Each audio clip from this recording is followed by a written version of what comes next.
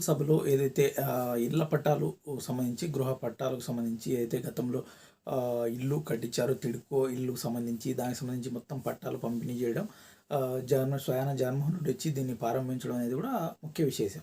అంటే ఇది బాగా ఎన్నికల సమయానికి ఇలా పూర్తి కావడం. ఎందుకంటే గతంలో మనం చూడగలిగింది దేశంలోనే అయిపోయింది ఇది.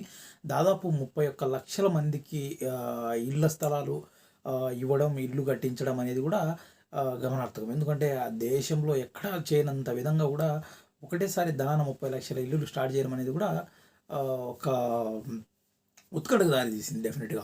సో, కాబట్టి ఇది కేవలం ప్రచారణకు మాత్రమేనా? దీంట్లో ఎంతవరకు ఇంప్లిమేషన్ వస్తుంది? ఎలా ఇంప్లిమెంట్ చేయగలరు?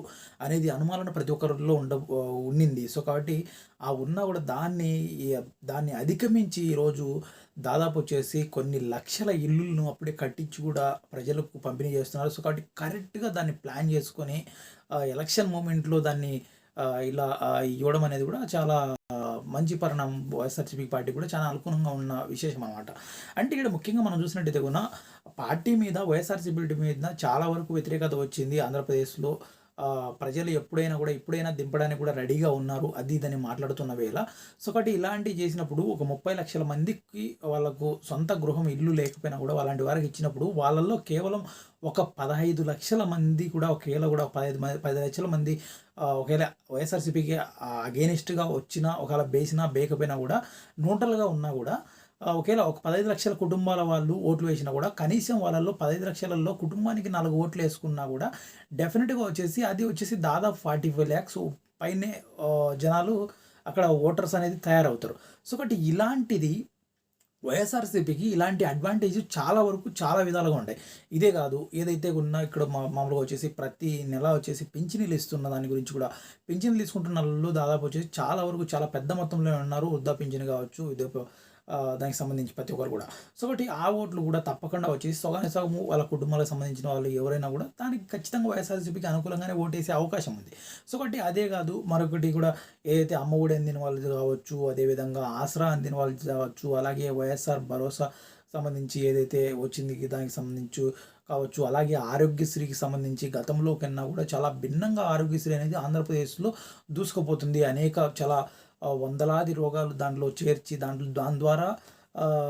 దాని ద్వారా ఎంతోమందికి జబ్బులు క్లియర్ చేసుకోవడం కానీ, హార్ట్ పేషెంట్‌లకు కానీ చాలా వరకు మంచి జరుగుతుంది.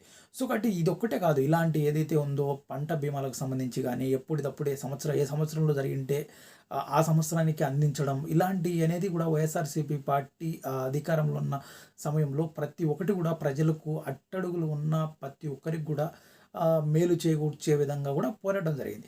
సో, కాబట్టి వీళ్ళల్లో కొన్ని ఎందుకంటే ముఖ్యంగా ఇక్కడ గమనించాల్సింది ఏంటంటే పార్టీలు గానీ, నాయకులు గానీ ఎక్కడైనా కూడా ఒకవేళ టీడీపీ కావచ్చు, జనసేన కావచ్చు, బీజేపీ కావచ్చు, ఎవరైనా కావచ్చు. ప్రతి ఒక్కరికి ఏ ఒక్కరిని చూడకుండా కూడా వాలంటరీ అనే వ్యవస్థ క్రియేట్ చేసి, ఆ వ్యవస్థ ద్వారా ప్రతి ఒక్కరికి వాళ్ళకు ఆ పథకం అందే విధంగా కూడా ఎక్కడా కూడా దాంట్లో కుంభకోణాలంటూ ఇవంటూ దాంట్లో ఎలాంటి ఇది లేకుండా కూడా ట్రాన్స్‌పరెంట్‌గా జరుగుతుంది. సో, కాబట్టి అంటే ద్వారా కూడా అడ్వాంటేజ్ ఉంటుంది అనేది కూడా జగన్మోహన్ రెడ్డి చాలా గట్టిగా నమ్ముతున్నాడు.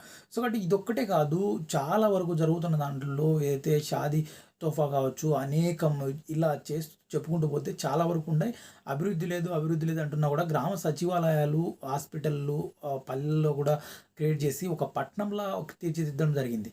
సో, కాబట్టి ఇయన్నీ కూడా దృష్టిలో ఉంటాయి కాబట్టి ఏదైతే పేద ప్రజలు ఎప్పుడు కూడా జగన్మోహన్ రెడ్డి వెంటే ఉంటున్నారు. తప్పకుండా కూడా ఇదే అవుతారు అనేది కూడా చెప్పుకొస్తున్నారు. సో, కాబట్టి ఇది డెఫినిట్‌గా ఎలక్షన్‌లో మటుకు ఇదొక మంచి వ్యూహంగానే కనిపిస్తుంది. వైఎస్ఆర్‌సీపీ మరొకసారి అడ్వాంటేజ్‌గానే కనిపిస్తుంది ఈ మధ్యకాలం.